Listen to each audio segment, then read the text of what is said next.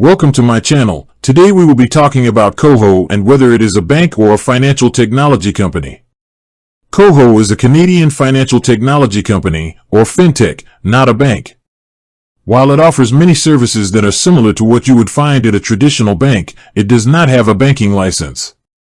Instead of holding deposits itself, Koho partners with a regulated financial institution, People's Trust, which holds the funds on behalf of Koho users.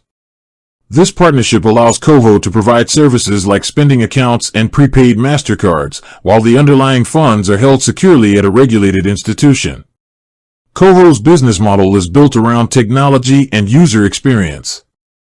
It offers a mobile app with tools for budgeting, savings, and credit building. Koho earns revenue primarily through interchange fees from merchants when customers use their card, as well as through subscription fees for its premium plans.